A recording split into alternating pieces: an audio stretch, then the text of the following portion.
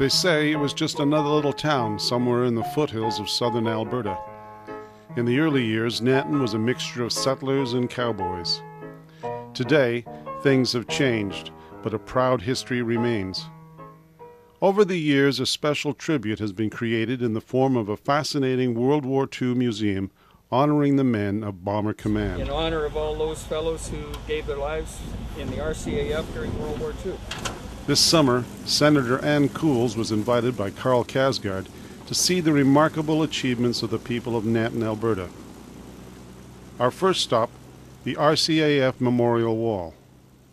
I understand you've got a name, LaBerge, is on this wall. That's correct. My uncle that I never met, he was 22 years of age when he was killed, shot down over Germany, and he's buried in the Weinberg War Cemetery in Germany at this time. So my father, his brother, they were best friends over in England during the Second World War, and his brother never returned from one of the flights. So seeing this, it would have been incredible for my dad to be able to see this while he was alive, and to see this now, I'm sure that they both really appreciate it. It's quite a sight. Okay, Mike, I see over on this side is the L's. So let's go over there and see if we can find it. Sure. Yes. So we'll come down to the end here. A Okay. lot of names.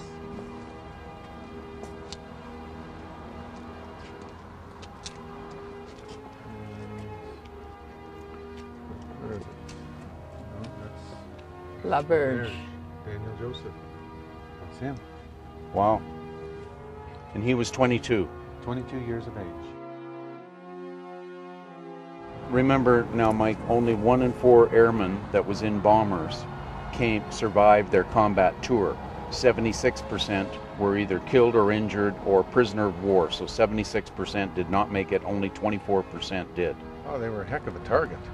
I mean, it's the raids that they did and the action that they flying over. I mean, they were so vulnerable at the same time. But let me tell you this, and most Canadians don't know this, when the war was over and they went and looked at the combat records of all the bomber groups of all of the British Bomber Command, 6th Group, the Canadian Bomber Group, was #1 for lowest loss rate in combat, most efficient, and the most aircraft ready to go every night to go out on combat. They were #1 in all of Bomber Command. Wow, that's quite impressive. That is incredible. And so when you see this sacrifice of the 10,000 names, you're thinking, oh my goodness. And then you realize this was not just we are targets and we are sacrificial. We were the best. Yeah. And we uphold that here. Well, it's this is absolutely incredible. I think it's and I think as more and more Canadians begin to discover that this is here, you will find that the number of visitors will increase, I think. This monument, this memorial is so important because it gives people an opportunity, I wouldn't say to mourn, but to remember. Yes, and then they know their loved one is here. Oh yes. And it's not like he's insignificant. That's right. He is part of this memorial. That's right. And we have a paragraph on each man, so when people come and say, when I tell them, you can come in, look at the book, there's a little paragraph on your loved one. Yes. And they'll say, oh, and they'll come in and they'll get that combat history and a little personal background. Okay. And their efforts were just so enormous, sometimes beyond comprehension. Yes, yes. This special event held every year in August is not only for Albertans, but for Canadians of all ages. From the reenactment displays to meeting some of our finest veterans, to the video room where projects like the recovery of Halifax LW-170 are planned, or to the museum itself, there are so many incredible things to see. As for the people of Nanton, well, the words warm and friendly simply understate the fact of what it means to be a proud Canadian.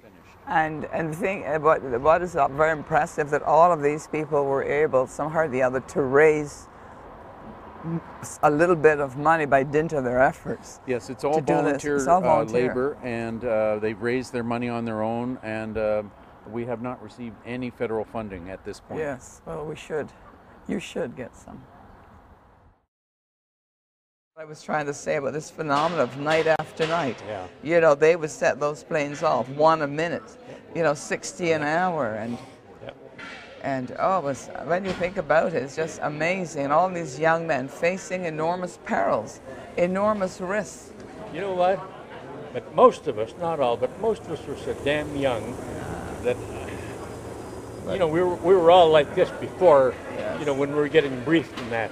Yes. But once we got in there, once we got in the aircraft, it was all okay. It was Oh, yes. kind of a calming effect on it when we get in. Put about a quart of fuel into it, and then With all this if language. it's a beautiful start, it'll go 1, 2, and bang. Water. Yeah, baby. That's a good start. Yes.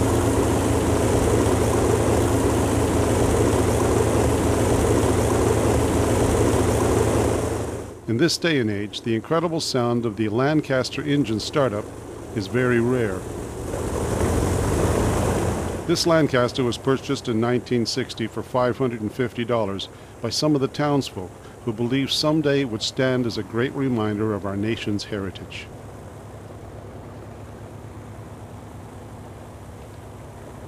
Today, a number of people come to the museum to see the planes or to look for something from their father or grandfather's experiences in the war.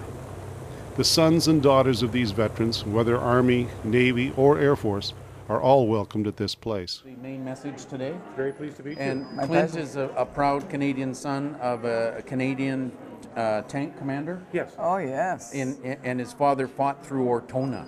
My goodness.